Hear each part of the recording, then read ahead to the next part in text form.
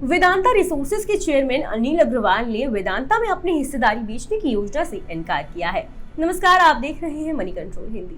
दरअसल इससे पहले कुछ मीडिया रिपोर्ट्स में दावा किया गया था कि कर्ज का बोझ हल्का करने के लिए अनिल अग्रवाल कई विकल्पों पर गौर कर रहे हैं, जिसमें से एक ऑप्शन के तहत वो वेदांता में अपनी मॉनेटरी हिस्सेदारी बेचने पर भी विचार कर रही है। हालांकि अनिल अग्रवाल के स्पष्टीकरण के बाद अब कयासों पर रोक लग गई है। वेदांता में हिस्सेदारी बेचने की रिपोर्ट पर इसके शेयर 23 मार्च को इंट्राडे में बीएसई पर 5% से ज्यादा टूटकर 267.15 रुपए तक फिसल गए थे, लेकिन फिर अनिल अग्रवाल की सफाई पर ये हल्के रिकवर हुए और कारोबार के अंत में वेदांता के शेयर 270.90 रुपए पर बंद हुए।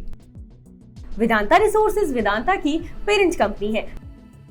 कंपनी का दावा है कि उसके पास आने वाली तिमाहियों में देनदारियों को चुकाने के लिए पर्याप्त साधन है। कंपनी अपनी फाइनेंशियल कंडीशन को लेकर निवेशकों की चिंताओं को दूर करने पर काम कर रही है। पिछले हफ्ते कमोडिटी कंपनी वेदांता रिसोर्सेज ने बार्कलेज बैंक और स्टैंडर्ड चार्टर्ड बैंक से लिए गए कर्ज में से $25 करोड़ चुका दिए हैं। कंपनी ने स्टैंडर्ड चार्टर्ड बैंक को भी $11 करोड़ दे दिए हैं। कर्ज चुकाने को लेकर कंपनी की क्या योजना है? इस पर फरवरी में एक्सचेंज फाइलिंग में कंपनी ने खुलासा किया था कि वेदांता ने फाइनेंशियल ईयर 2022 से 23 में अपने नेट कर्ज में $200 करोड़ यानी करीब 16,433.5 करोड़ रुपए की कटौती कर ली है। कंपनी का प्लान अगले 2 फाइनेंशियल ईयर्स में अपने पूरे कर्ज को खत्म करने का है। इस पर $770 करोड़ यानी करीब 63,268.98 करोड़ रुपए का कर्ज था, जिसे खत्म करने पर कंपनी काम कर रही है। बिजनेस की इनसाइड खबरों के लिए सब्सक्राइब करना ना भूलें मनी कंट्रोल हिंदी के यूट्यूब चैनल को। साथ ही साथ बेल आइकन भी जरूर दबाएं ताकि अगली वीडियो का नोटिफिकेशन आपसे मिस ना हो। इसके अलावा आप हमें फेसबुक, इंस्टाग्राम और ट्विटर पर भी फॉलो कर सकते हैं। धन्यवाद।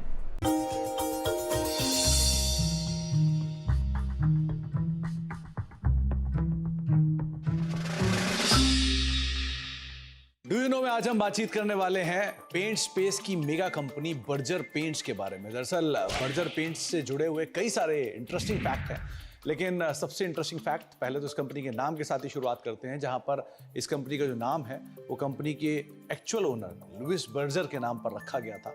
262 साल पहले इस कंपनी की शुरुआत हुई थी और ये कंपनी जर्मनी से शुरू हुई थी और धीरे धीरे मल्टीपल एक्विजिशंस और मर्जर्स के थ्रू होते होते यहाँ तक की स्थिति में पहुंची है। इसके अलावा कुछ इंटरेस्टिंग फैक्ट में ये भी है कि ये दुनिया की 14वीं सबसे बड़ी पेंट कंपनी है, एशिया की 4थी सबसे बड़ी पेंट कंपनी है और भारत की दूसरी सबसे बड़ी पेंट कंपनी के तौर पर शुमार है और करीब करीब 15 से लेके 20% के आसपास का मार्केट शेयर अपने स्पेस के अंदर कमांड करती है। हालांकि जो लीडर है उसका हाफ मार्केट शेयर है, लेकिन फिर भी कंपनी का एक स्ट्रॉन्ग मार्केट शेयर अभी भी कमांड करती है।